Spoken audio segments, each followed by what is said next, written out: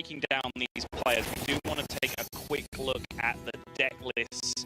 Of course, you can see the bans there. Both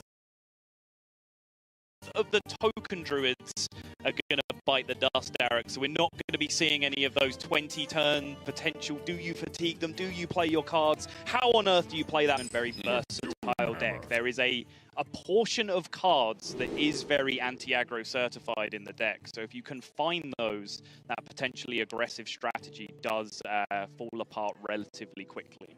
That's exactly right. But for Killin here, not necessarily an aggressive deck, but one that can get the game going very quickly. Mountain Giant already there in hand for Killin to go down on turn 4 and pretty much just test lead. Does he have the ability to deal with that one Mountain Giant? Because if not, it's going to be, you know, stalling with Saronite, Chain Gangs, pretty mediocre cards and game plan if he can't find that Hex. Yeah, and there's something that I've seen a little bit of debate about, and that's keeping Glacial Shard in this matchup, because when the Mountain Giant comes down, obviously it heals you for 8 on that one turn. Yeah. You drop the Shard, and then you can potentially just, I'll put it on the later phase. I will try and deal with it next turn, but it's going to start connecting for 8 if you don't find those more important removal options, the Hex and the Volcano, to be able to take care of them. That's exactly right, and it's not even a foolproof plan as Lee does find the Glacial Shard. There are 2 Spellbreakers in your opponent's deck, and there aren't all too many cards they want to use it against in the Shuttlebox Shaman, so silencing your own Mountain Giant for 8 damage feels absolutely fantastic. Derek, what do you think about this lineup from killinallday, and most importantly, the ban strategy? Because, you know, we were rejoicing that the Druids were banned, but even Warlock itself is kind of known as a pretty good anti-aggro deck, right? Just because of the presence of Defile and everything else that you can throw out, punishing your opponent for pushing damage. He's left the Warlock up from Lee.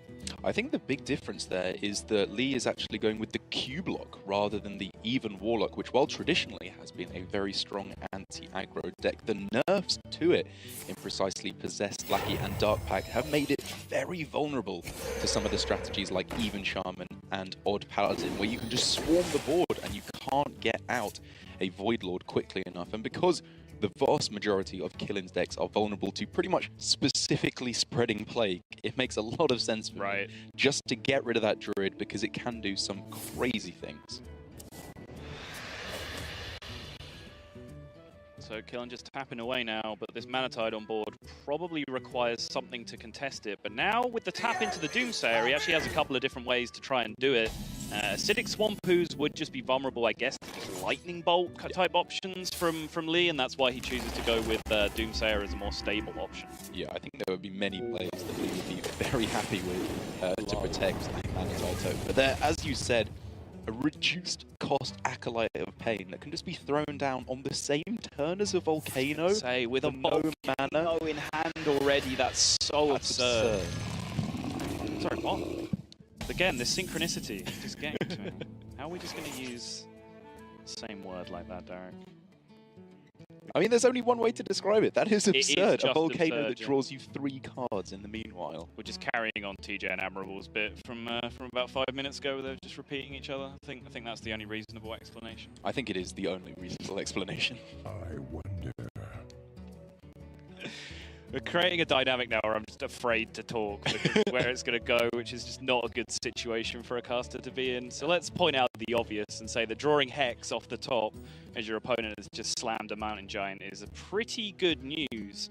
But with that Acolyte Volcano plan in Lee's eyes for the coming turns, does he need to Hex this Giant? Can he just rely on being able to potentially Volcano it on the following turn? Does he need to dump cards out of his hand to try and move towards that position? I mean, I absolutely love the hesitation, because like you say, there are a multitude of plays here. We could see Glacial Shard Acolyte of Pain to potentially gear up to draw 6 cards on the following turn with Volcano, which would probably be a little bit overkill at that point, but double Doomsayer would not have been ridiculous, as you said, to set up for the Volcano. I think the main reason to not go for Doomsayer there is you have to be very careful with just throwing out Doomsayers to be silenced, because then all of a sudden your Volcano does 7 less damage to opposing minions. So just guaranteeing that he will be able to deal with something like another Mountain Giant or a Twilight Drake, in addition to drawing cards off his Acolyte, feels like a very nice middle-of-the-road play for Lee.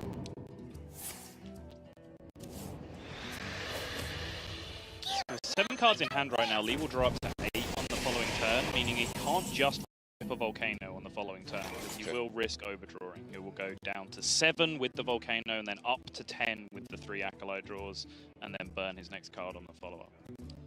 To be honest, it doesn't really look like he wants to go for a Volcano here, because we have been saying, you know, that he wants to go for Acolyte Volcano every time, but this is not a matchup where you have absolute liberty to use your removal cards purely as card draw. Like in the mirror match, generally you're just trying to maximize your card draw as much as possible, but we can see already Killin has the ability to put some serious pressure onto the board. So saving this Volcano for removal as well as card draw is pretty pivotal, and I think Lee has realized that. Yeah, I definitely agree it was not a good board to be committing a very valuable removal in Volcano to the situation. But I do want to just add a slight caveat where if you can turbo through your deck against a deck that's capable of presenting threats to you, you kind of by proxy have to then deal with less threats from your opponent. That's right? a fair Because point. you're drawing through your deck and just getting there quicker. But completely agree, it would have been a big overreaction in that position to even think about throwing. And I think if it was a turn or two later, then Lee would think much more carefully about going for, you know, using his removal very liberally, because it's around turn 7 and 8. The Warlock generally starts to slow down a bit. We can see the best threat that Killin can throw out here is not bad at all in the Dread Infernal, but nothing like the Mountain Giants he was throwing down a couple turns ago. But you gave a very slight to that Hemet, which was just picked up by Lee. That looks pretty good to me here. Yeah, it contests the board nicely. It gets him into a decent position. He already has a Healing Rain in hand, which is quite often the most valuable card that you end up detonating with Hemet. So it seems pretty secure. And this is, again, something we didn't really mention beforehand. It's another reason to hold back some of your big card draw options, because you can just end up blowing up a lot of those dead cards with Hemet anyway, and then draw from your deck after the Hemet, which is just on average way more valuable to you than, you know, drawing cards you might not need in the matchup. Absolutely. And taking a quick look at the deck list for Lee, some of the cards that you can also end up discarding that can be very valuable in this matchup when you play Hemet. Zola, while not in the deck for Lee, is often a very important card, but Murmuring Elemental that we see in his deck, giving him a 100% chance to get a 1-mana Shudderwalk back to the hand, has now been destroyed. So there's always that fail chance that you have with Shudderwalk. It can just activate in the wrong order, but thankfully against Warlock, when you're against an even Warlock, they don't really have the removal to deal with like 3 or 4 6/6s on the board, so even if it doesn't activate, you're usually just going to win anyway. Yeah, I think this is one of the very first evolutions of this deck. It was, you know, everyone freaked out when they first saw Shudderwalk on the reveal sheet, right? It was like, this is the most broken card that's ever going to exist. Then we tried to play with it for about a week, and then everyone decided it was terrible and unplayable and just not good enough. And suddenly the deck got refined, and we're somewhere in the middle, where it's just a nice deck in the metagame that has good and bad matchups. But one of the first innovations, I think, was just realizing that you don't have to go for that guaranteed win condition all the time. And there's certain matchups, this one included, where the failure rate, as people call it, isn't really a failure. Like 9 mana play 3 6/6s and do a bunch of auxiliary stuff as well is not a failure by any definition of the word. And I think people realized as well, when you get more creative with the deck, you can optimize your chance of getting that 1-mana Shudderwalk back to your hand so much of the time by going for plays like, for 10 mana, Saronite Chain Gang directly into Grumble. Things like that, where if you play creatively with the deck, as Killin said, very versatile deck. If played correctly, it can give you a huge amount of extra ways to get the job done. Yeah, look at this. Kind of a catch-22 situation created for killinallday. Killin wants to keep initiative, therefore he wants to kill the Doomsayer. At least saying, hey, if you do that, if you're going to kill that Doomsayer, I'm going to keep this Acolyte of Pain on the board. And I'm willing to take the flip side of that argument. I'm willing to sacrifice my Acolyte of Pain with only 6 cards left in deck anyway, if you're going to just give up the board and let it detonate. Yeah, that's fair. I'm taking a second look at this. It's a weird-looking play, right? It's really weird. Yeah, it definitely takes a little while to get used to. But, I mean, like you said, it's good in either way for Leoh. But at the same time, he's kind of sacrificing a little bit of the effectiveness either way, because he is, at maximum, only really going to be getting 1 draw out of this Acolyte, because either the Geist would attack into it or something like a Hellfire Acolyte would come down to deal with it Yep. nice and effectively. But even so, one draw off an Acolyte of Pain is really not all that bad. Yeah, he doesn't really want 3, right? He's not in Fair any point. great rush with this few cards left in his deck. And now only 4 cards left in the deck. He just needs to find what the Grumble, a couple of Chain Gangs knocking about in there as well, and he is absolutely sitting pretty. Yep. I like that Lee's initial instinct here is Volcano. Obviously, this isn't a max value Volcano. There's 10 on the board. But one of the crucial things that you do have to look out for is if you wait too long with Volcano, it becomes uncastable. A, because your opponent can load more than 15 on the board, but Yep. B, and this happens much more often, you get in a position where you always want to Shudderwock next turn. Yep. So therefore, if you haven't used your Volcano, you never get to use it because you can't immediately follow up with your Shudderwock turn. So just use it for decent value somewhere in the game. I completely agree, especially as with a Grumble off the top at some point as well, Leoh still has some pretty cool tricks he can play. Something like Shard, Grumble, Shard to freeze his opponent's board. Does, at least in the immediate, pretty much the same job as Volcano. It's going to stop them from doing any damage to your face, which is all Leoh needs to do, because 3 turns down the line, once he's played all his Battlecry minions, he can just win the game. Shudderwock will not lose once he plays it. And I believe on top of all of that, his remaining cards right now are Saronite Grumble and the other Volcano as well. So he still has 1 to spare in his deck, if I've kept track of things correctly. Well, in his deck, I think he's already played 1 Saronite. I think it's Hagatha he's got knocking about in the deck. Yeah, okay. Which, I mean, probably won't even get played this game, because if you, like we said, the fail state of Shudderwock, where you don't bounce any back to your hand and you get 3 6/6s left on the board, becomes an awful lot worse if the Hagatha Battlecry triggers afterwards and they can just hellfire away all your Shudderwocks. That's the position in which you're losing, so I'd be very unsurprised to see Leoh just not playing it at all this game.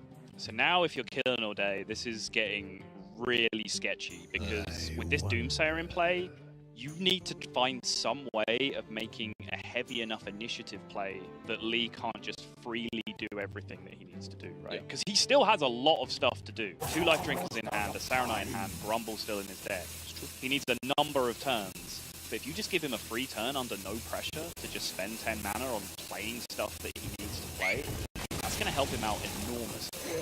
Killen absolutely realizes that, keeping up the pressure as much as possible. He's doing everything in his power here just to try and give him a chance at lethal, but I think he has to realize at this point it's just so unlikely to happen. He needs to bank on, as we said, the Shudderwock not activating and bouncing a card back to the hand, but then also finding a situation where he can actually deal with those 6 6s left on the board when he's only at 19 health. So you mentioned earlier the Saronite Grumble setup. Is that something that's still in Lee's mind? Does he want to hold on to that Saronite for the 10 mana turn when he has the 50-50 on Grumble next turn? Or is he willing to just play 1 out now with a Life Drinker? It's definitely something to consider very heavily, because with no Zola Battlecry in the pool that Shudderwock will be activating, you have, what, a 33% chance to just get it in the wrong order. Yeah. So it's just whether he thinks he can play greedily enough, and he clearly thinks that that is the case. He's at so much health at the moment, and with a healing rain there as well. Yeah, I think this is a pretty spot-on play. I think at worst with this line, he can go, he's rushed into it, he can play 1 more Saronite, then Shudderwock, right? When he's pushed Ario, if he's being forced to Shudderwock. Killen finally able to actually push forward a board that is pretty scary, and I think he's realized this is the opportunity where he can exploit a weakness. There has only been 1 Saronite played so far, no Grumble. He can put his opponent on -1 card left in the deck, exactly what his opponent's hand is pretty much.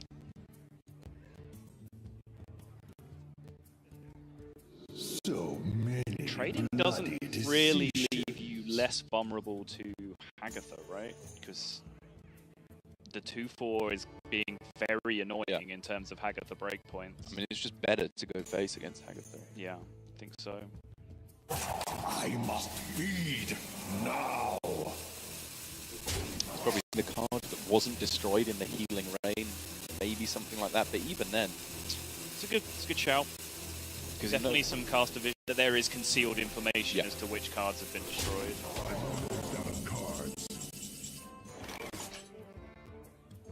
There's the Volcano Grumble, the final card in the deck, which is a little bit annoying there for Lee. But even so, he's done such a good job of keeping his health total nice and high. Even though he used a Healing Rain for only like 5 or 6 health, still put himself in a situation where he should be able to go for Chain Gang into Grumble on the following turn. If he is thinking about that Healing Rain potentially being a Lightning Storm, he is still vulnerable to Storm Volcano here. Once the 3/3 and the Homunculus trade with each other, I believe there's 25 health of stats left on the board, which means even if a Storm fully low rolled 5 times, it would be exact. But that is then a huge overload turn for the opponent, where they can't really do anything on the follow-up. They can play raw Grumble on the follow-up if they really want to. And this is a situation he honestly doesn't really want to. This is, I guess, the best he can do on this turn. A very, very nice way of counteracting that with just double Shroomburrow.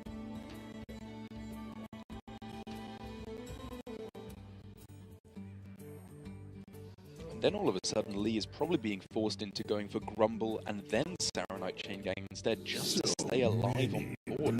This is a huge amount of pressure.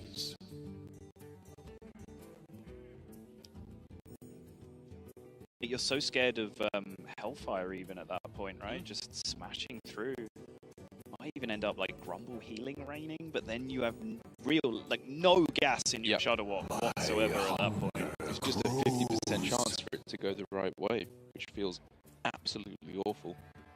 Because then the best or the worst state scenario is you only have 2 6/6s on the board, which you definitely lose. Bubblies and Yummies.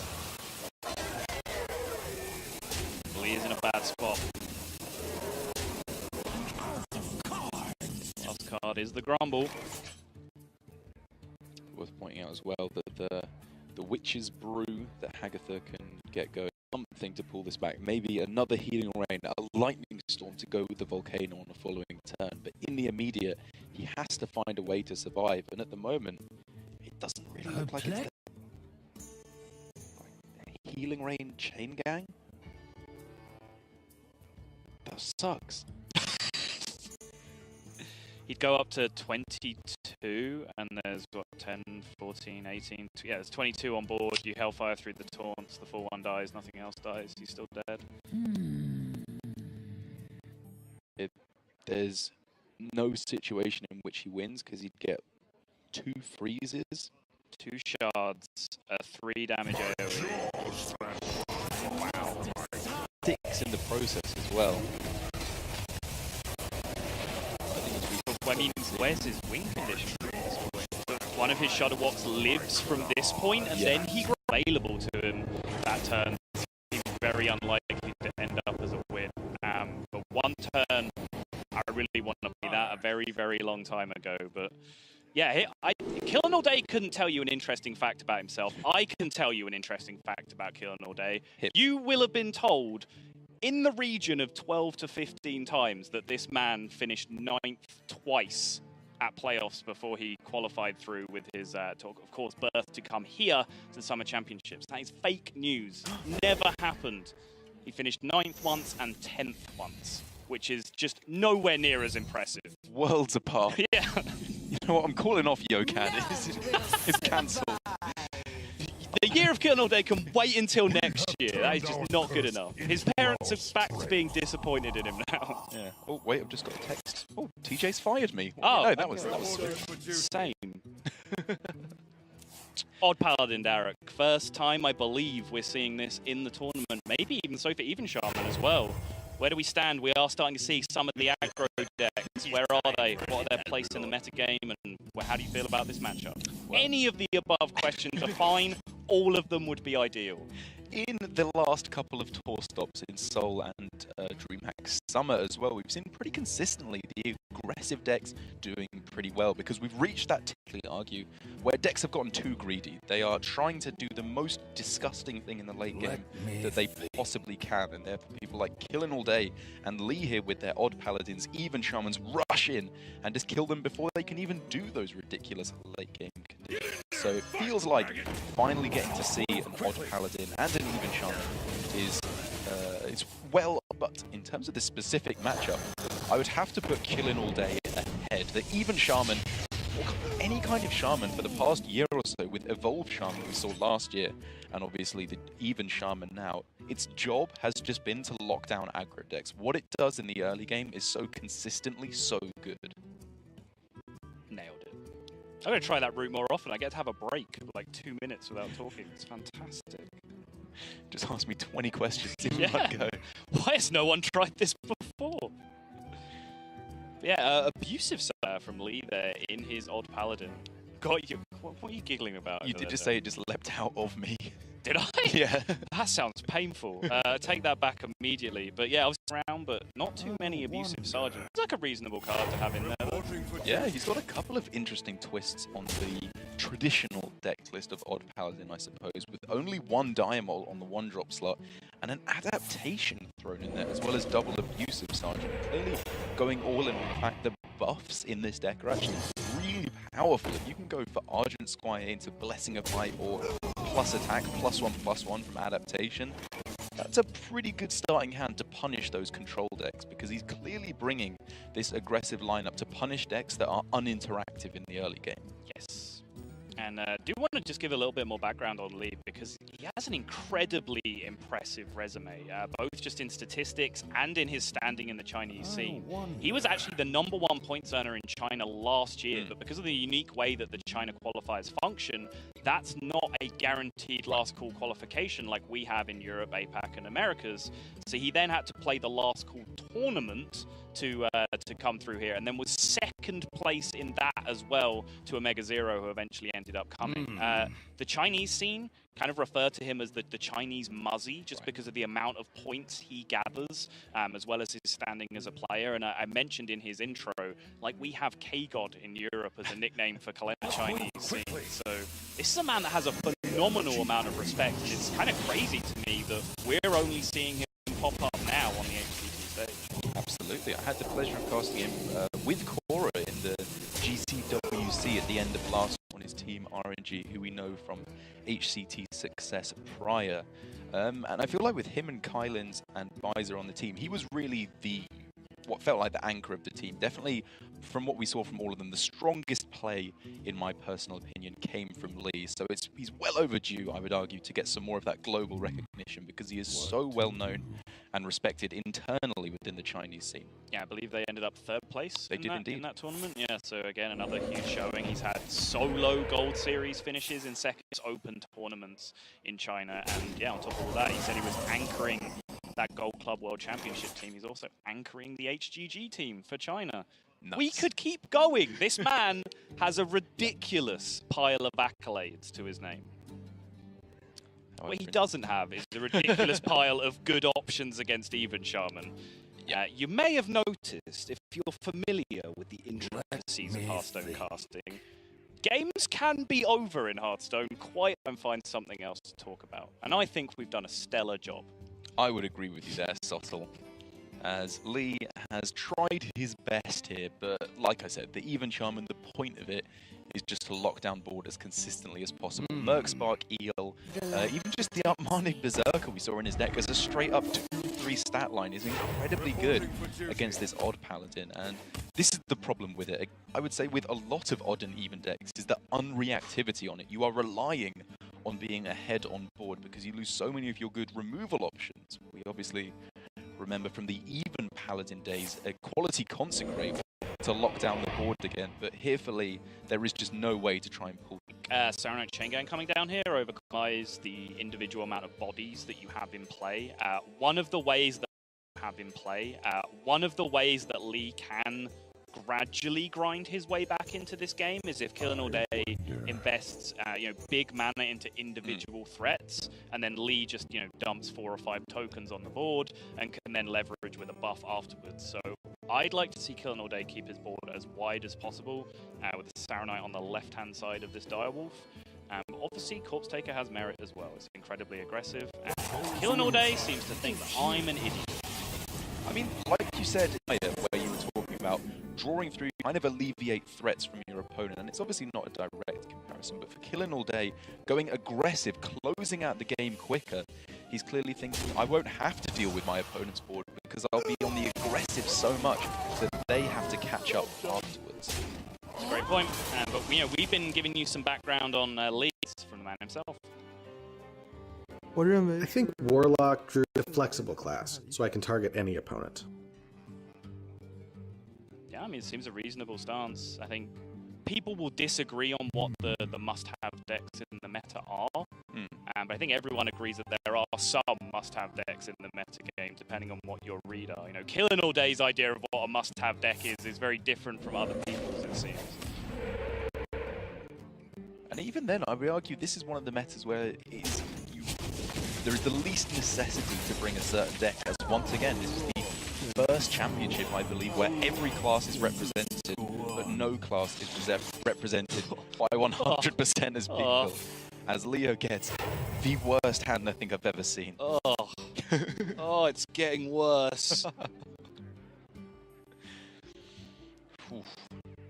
And we're starting to see the way he's constructing his deck showing how weak it is in this matchup, because obviously in favor, as I mentioned, is to punish those decks that don't react in the early start. And against the control mages, the taunt druids, whatever, that have a whole bunch of cards in hand, you draw back up with Divine Favor and kill them after that. But against another relatively aggressive deck, double Divine Favor feels so weak. And I love this from Killen, just ramping up the aggression as much as possible. He's just turning the screw now.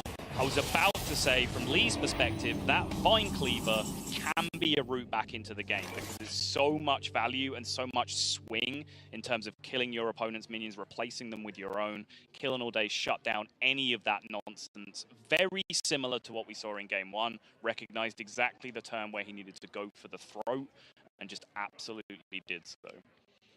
Yes, indeed. He was not most favoured against. This is Nugget with some very strong play. Great deck selection, still looking to be in. Killen scares me in terms of the deck for him to finally stop playing it and go with this all-aggressive lineup, as we see with his odd paladin that he's going with right here. Oh, he still wanted to play it. This is one of the first things when we sat down and interviewed Killen. We asked, quest row, question mark, essentially. That was all the context to that question needed. And he said, yeah, I basically just had to rule it out straight away, because if I even allowed myself to test it, I would want to play it and then bring it to the tournament, because I would have a good win rate with it. It's just going to happen, but then it could still just let me down against stronger players. So he actually ruled it out of testing to make sure that he didn't end up bringing it. And the thing is, it probably wouldn't have been that bad. It might have been okay. It would actually have been pretty good, I reckon. Yeah. But then we move into the timeline where Turner is the most favoured player in the tournament. Right? killinallday ends up with like a quest rogue lineup. The alternate dark timeline. Yeah. Well, what are you trying to say? Turner winning is. It's Yokad. Come on, mate. All right, fair enough. You know what I'm trying to say. Are you Team Viper? Is that what you're trying to say? 100%. Okay. All the way. You picked Viper, you're throwing shade at Turner. What is this madness? The drama's real, don't believe them.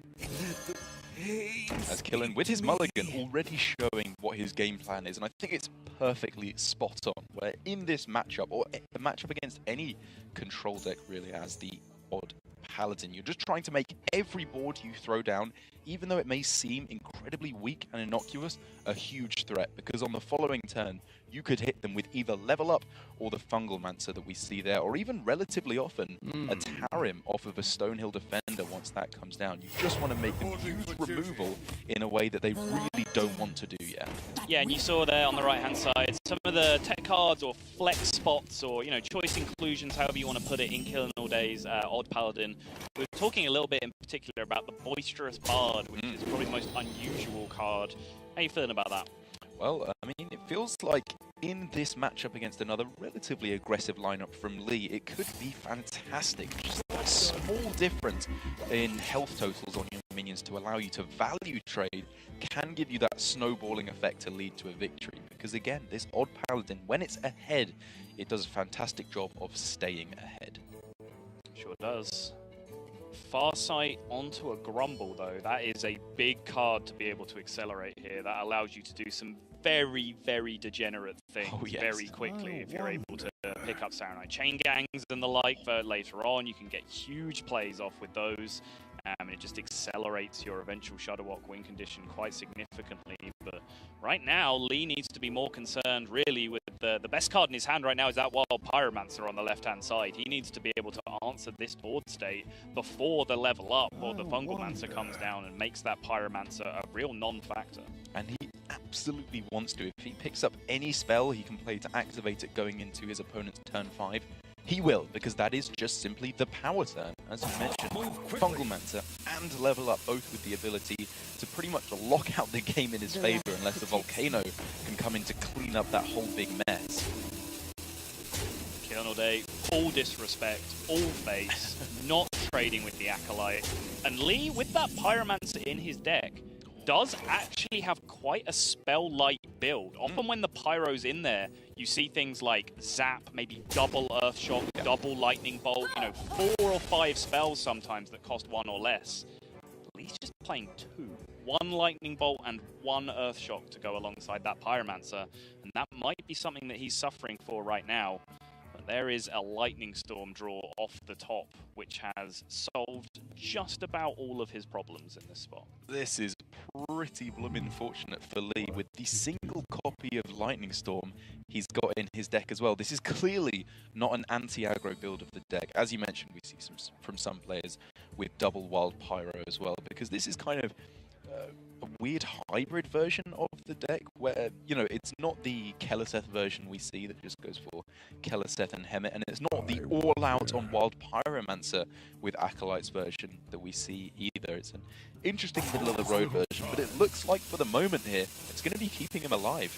Yep, and that Storm, when I say it solves all his problems, it gives him so much flexibility, because with that Pyromancer in hand, I love this play, because even if the level up were to come down, he has Pyromancer Lightning Storm on the following turn for a full sweep, so he can actually force killinallday to commit one of his big bombs and then deal with it, instead of just playing the cat and mouse game of, are you going to use it for the whole game? He can just get it dealt with. But then killinallday has a nice trick up his sleeve. He can just chuckle when his board is entirely cleared, potentially going for what could be a double Corridor Creeper with a Fungalmancer on the following turn as well, just to massively reload the board. His opponent would be overloaded because he knows there are very few ways that his opponent could clear the board here. It's either Volcano or Pyromancer Lightning Storm. But look at the upside he's got here. Of course, huge downside is the massive chunk of damage that he took in the process. But the upside is that this Acolyte gets to farm at the same time as well, picking up another card draw off the initial card draws, then the Healing Rain hits it, and then he's farming again with that Wild Pyromancer activation. It's a risky play for Lee. It's a greedy play. I think it's fair to say that. But it's definitely putting him in a pretty promising looking position here. From his perspective, we can see double Corridor Creeper in hand, though, can really change that equation quite fast. I think the way to go here for Lee is greedy. It's to maximize card draw, because most of the cards in his hand at the moment just don't do much. They are not the cards you want in this matchup. He needs to dig for Saranite Chain Gangs, more removal, the other copy of Volcano perhaps to keep him alive, because my goodness, is he going to need a way to survive against this? Those are some large gentlemen, Derek. I don't know if you could call pink worms gentlemen. Do you want to try that one out? Derek Large Gentleman Brown? I like that, actually. Okay, alright, nice. What to do? As now the kind of nonsense that you can make occur with Grumble for 3 mana, as you mentioned, has to be running through Lee's brain. With the Overload here, he's probably not quite considering it yet, but he has to be thinking about stuff like can I make the Saronite Chain Gang stick on the board? Because if he can, being able to play 2 of them again for 4 Saronite Chain Gangs on the board would be a great way to just lock out this game in his favor, because his opponent, very low on cards, only 1 Divine Favor in the deck. If Lee can overcome this final hurdle, he should be in a fantastic spot, but he just doesn't know how to do it. Yeah, I feel like this might be the point where enough green is enough. And yeah, I think the obvious play of just 4 mana Saronite with 4 mana just ends up being the best, because all he really wants to be doing right now is softening up this high health board, so he can potentially get another clear with Volcano, and then theoretically that buys him enough time to where he can start thinking about his own win condition after that. Sunwalker as the only minion with actually any attack at all that was given to killinallday feels to me like it has to be the option, because with this many cards drawn, he has to be afraid of a Volcano, but then maybe by the same metric he has to be afraid of a Hex, and putting all his mana in 1 decent sized minion is just worth than going for the much cheaper Wax Elemental. Counterpoint, call me crazy. Unpowered Steambot puts 9 health on the board for 4 mana. As a, what, an umbrella for Volcano? Exactly, yeah. Okay. For an umbrella against Volcano. That's stolen, by the way. I'm using that every time now, forever. I think he's going for kind of a middle-of-the-road play here, where he is adding, you know, 3 more health onto the board for Volcano, and the Blessing of Might is able to go down on it if it survives. And then after that, he just has to weather the storm of Volcano here. And looking at it, he's got enough health for something to survive, and it will very likely be a corridor creep. Exactly. Right? Yeah, and I think that is probably the biggest counter-argument to that to the unpowered Steambot line, is if you put a 0/9 on the board, yes, it adds 9 health to the pool, but then when your opponent rips Volcano, the thing that's going to live is your 0/9. Yeah, that's right. It's just, you know, so statistically likely. Both Neil and I are having a war of stubbornness right now, because neither of us wants to actually do the math so we can actually pinpoint it. We're waiting for the other one to do it so we can steal it. Yeah. I'm telling you, I'm not going to break first. Neil's going to do it right now, as I've said that. He's going to be listening, and he's going to open Excel, he's going to bash it out. I guarantee you, he's not. No, it's not. It's absolutely not.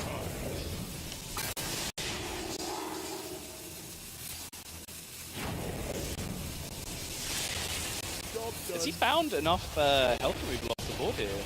See, Earthshock, he threw out a bolt and then he dropped the Volcano. I mean, even if he hasn't, which he is 1 health off of, this is so good enough for him. Killin has to just go for Blessing of Might, Acro Spectrum, all in on the aggro strategy, at which point a single taunt, a single health gain would pretty much lock him out of the game. He looks like he is all in on this one absolute final push, unless, as an addendum I have to add on, he can find Divine Favor. Yes, and Killin only plays 1 copy of Divine Favor, right? In his version, we saw 2 from Lee. So, yeah, I think this is a common theme, right? We talked about how this isn't an anti-aggro build from Lee. It's not an anti-aggro build in the Paladin either. Right. It doesn't really seem like he's had aggro in mind while he's been building his decks. He's built them quite greedy. You know, he has that ultimate infinite win condition in his Shudderwock deck with the Murmuring version. Yep. He has very little AoE with his Wild Pyromancer. He has double Divine Favor in his Paladin.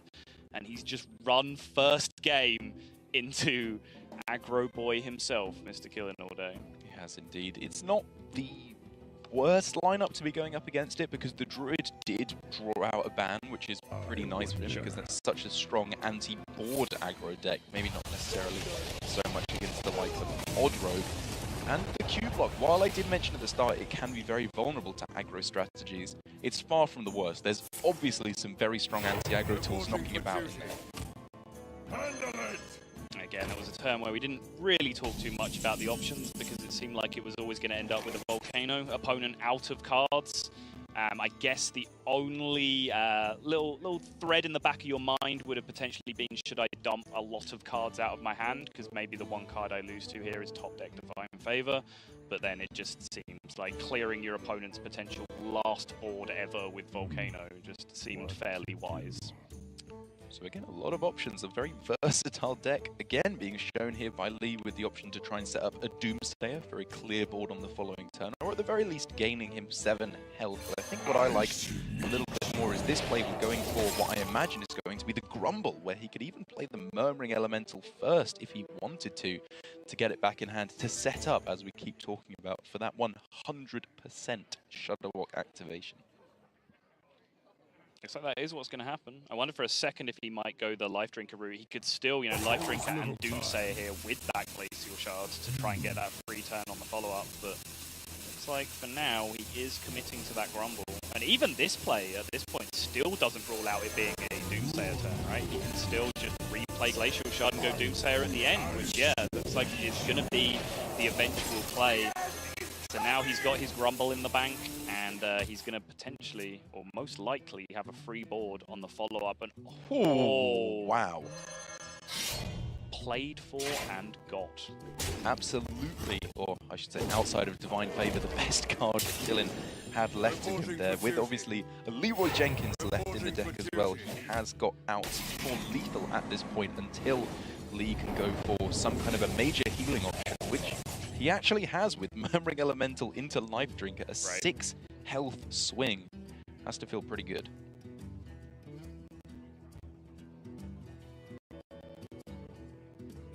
The plan that you suggested, never mind. Forget that thought. 0 mana Gluttony, all the freedom he needs. Looks like killinallday is going to have to wait just a little bit longer to get over the line in this one, because his maul is just giving his little nugs torn. I hate that you made me laugh at that. I didn't want to laugh at that. But yes, speaking of good top decks compared to terrible top decks, Killin gets just about the worst that you could expect there. But in terms of good top decks, there's really not much he even has left, as Lee now realizing it doesn't matter what order his Shudderwock activates in at this point. It's just a big enough board, gaining him enough health. If anything sticks here, or he gets another Shudderwock back to hand, he will simply be winning this game. Yeah, just for BM. killinallday draws the weapon, terrible draw, it rolls the lowest possible, and then Lee just has a Gluttonous Ooze inside his Shudderwock anyway to destroy it for the final nail in the coffin. The game was well and truly over. Hand in hand. Yeah, water off a duck's back at this point. And if I'm looking at this right, it seems we are going to be seeing the Paladin mirror. Yes, we are. Baku's go off on both sides. And this is where one of those tech cards that we saw on the graphic earlier on, the Boisterous Bard for killinallday, can come in really, really clutch, because it was one of the very reasons why the card came into the deck in the first place. Odd Paladin at the start of Witchwood was so dominant. It was the most played deck by a mile. You were playing mirror matches at high legend and high ranks all the time. So people started to play Boisterous Bard in the deck, because then you have a board of 1/1s, you turn them into 1/2s, your opponent has a board of 1/1s, solve for X. It seems fairly straightforward at that point, right? Absolutely. As soon as you start value trading against Odd Paladin, you just win. We saw it with the Even Shaman in the first game of the series, I believe, and as Even Paladin back in the way. Generally, you were on the back foot from the get-go, but if you got a Call to Arms with a Juggler or something, and started trading your 2 and 3 health minions into their tokens, you've pulled so far ahead. And here for Killin, it's a relatively similar concept to get things going. Double Lost in the Jungle on turn 1 might seem like an overcommittal of resources when he could have just gone for something like, hey, coin hero power. It still gets you 2 1/1s, but he realizes he has to seize initiative right now. I think this is a fantastic way to get ahead on board. Yes.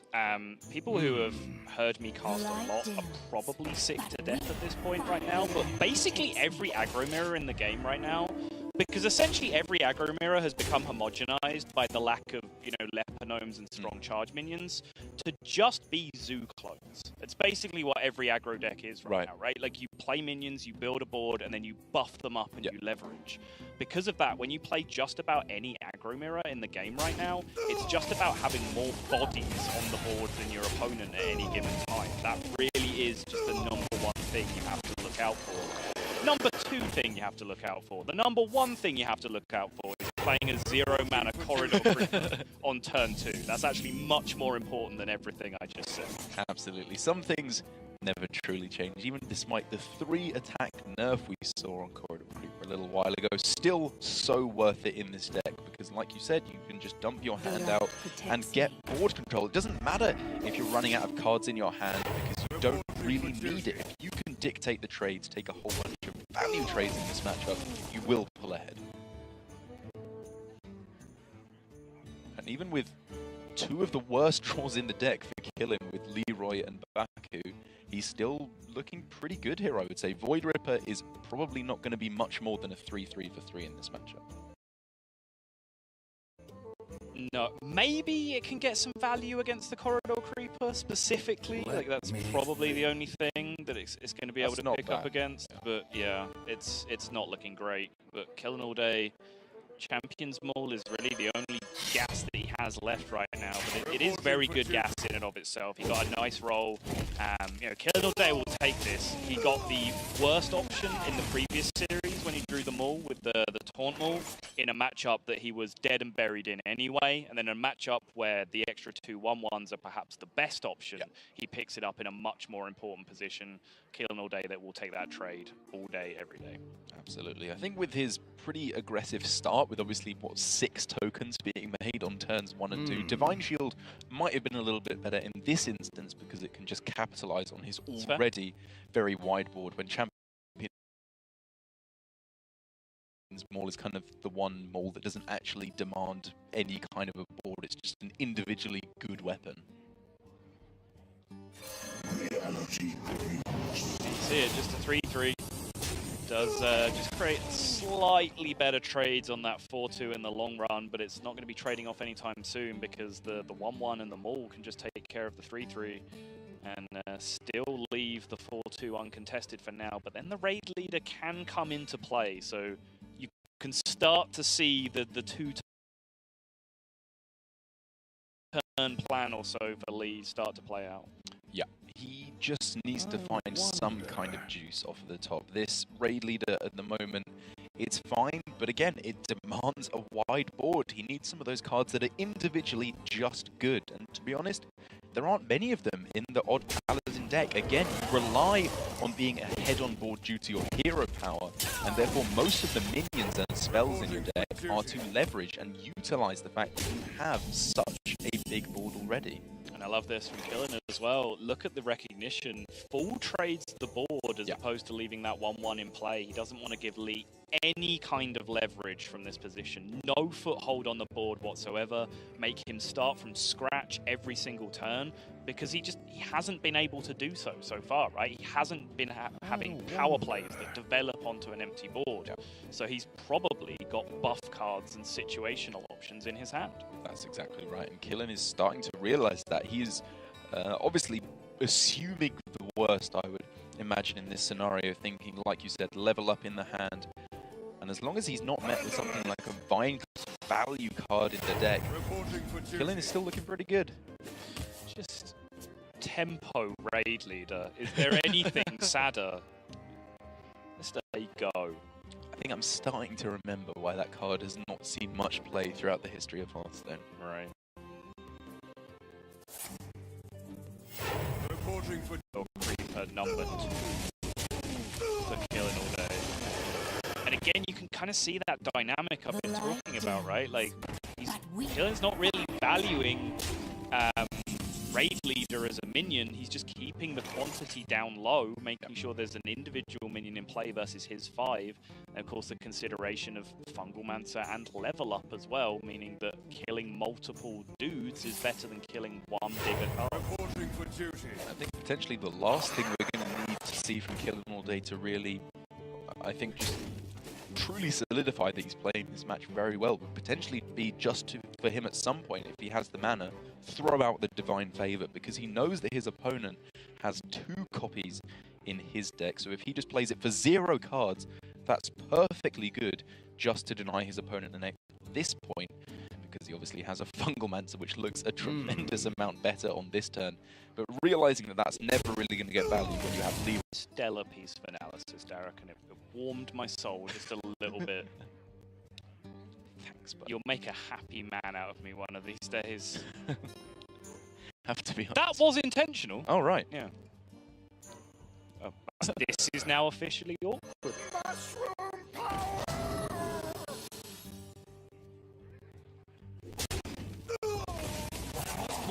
Yeah.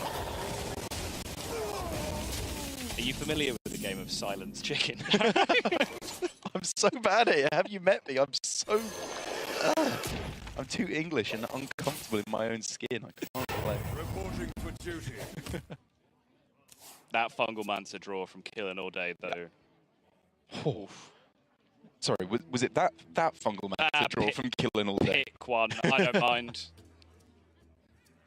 Either one looking absolutely fantastic. It's just the point, as I've mentioned so many times, where Odd Paladin cannot come back from a board which it has this much deficit against. And Killin looking to me, as was prophesized many moons ago, that this might in fact be his series. Yep, this is over, ladies and gentlemen. Chalk this one up. Start the celebrations already, because Lee is not coming back from this position. Killing All Day is just going through the motions. He's, you know, over trading, if you want to look at it that way, because as you mentioned, there is no way you lose to an Odd Paladin that has no minions on board. They just have no form of leverage. But Lee is going to struggle through this next 1 to 2 turns, but he's not going to find a way out of this game. And I would be somewhat surprised if he even chooses to continue. He does not. And so far, the prophecy is looking strong